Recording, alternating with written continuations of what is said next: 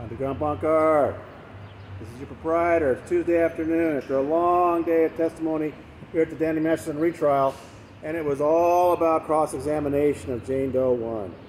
Defense attorney Philip Cohen was peppering her with questions all day. I thought she held up really well.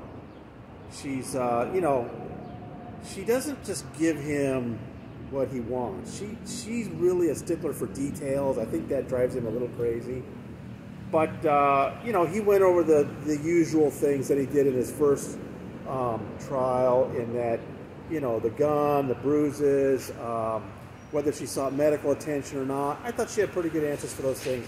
What she's been doing, and I think Jane Doe 3 was as well, is they're being a little bolder, saying, look, depending on who was asking me at what time, that there were different sort of environments, different settings to what was being asked of them.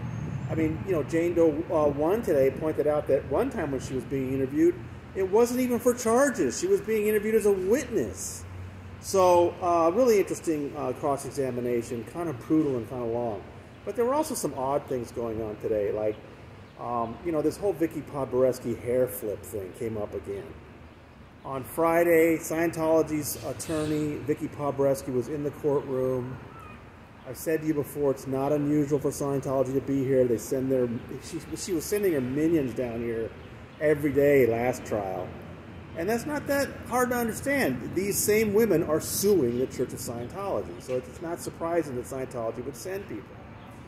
So Vicky Podboreski was in the court on Friday, and apparently we heard yesterday a testimony that Jane Doe 1 was really bothered by this hair flip Vicky Podboreski did and scowling at her, and that this was a form of intimidation. And so what they just asked was that she wanted to testify to that so the jury would understand if they noticed she was a little off on Friday. So she was allowed to testify to that. But today, Cohen really got into that because I think what he was trying to do was he was trying to make it look like Jane Doe 1 had basically not told the whole truth in that testimony yesterday, because he was trying to make it look like Jane Doe 1 had given the impression that on Friday she had told the DAs about this hair flip. And they got they asked Deputy DA Anson herself about this. He came close to putting her on a stand. He was saying, I don't want to put her on a stand, but, apparently she didn't hear anything about the hair flip on Friday. And Deputy DA Anson explained that Jane Doe 1 had basically just told her that she didn't want Vicky Podboreski there. And it wasn't until later, apparently a text that Jane Doe 1 sent on Sunday, where she explained that it was about the hair flip. So, Cohen was trying to use that to make it look like there was something about what Jane Doe 1 had said. I don't know. I thought, ultimately, Jane Doe 1, whenever you allow these women to actually explain things and not just say yes or no questions, what she said made sense. She was bothered by the woman's presence on Friday. She explained in detail to the DAs on Sunday, and she got to tell the jury on Monday. Whether Cohen, I think Cohen's attempt to make it look like there was some little conspiracy or something, I don't think it went anywhere. And by the end of the day, after all these questions about all these different things, Judge Olmedo told him, you've had her on the stand long enough. She's been on the stand for 2.5 days. You get 45 more minutes with her tomorrow. So Wednesday morning, it should just be a brief cross-examination, then redirect and recross, and Jane Doe 1 will finally be off the stand. Who's up next? I know you're all waiting for Claire Headley. I don't think we're going to see Claire tomorrow. I think the prosecution may be going right into Jane Doe 2, the final of the 3 witnesses. And I guess they're going to move Jane Doe 1's corroborating witness, cousin Rachel, until later.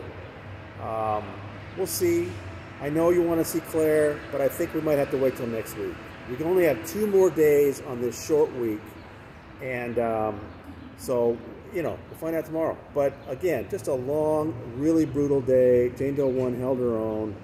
And Cohen and Olmedo kind of went after each other a little bit today. but always fairly friendly. None of the kind of volcanic eruptions we saw in the first trial.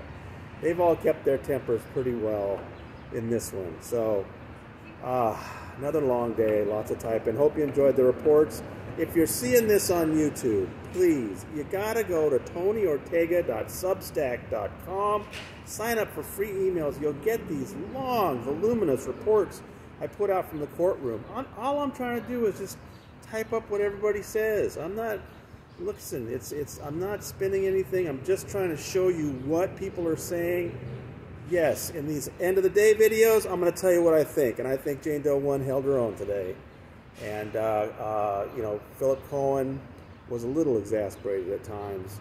But he's just doing his job. So we'll see tomorrow morning how it goes. From the Clara Shortridge Foltz Criminal Justice Center, this is your proprietor signing out.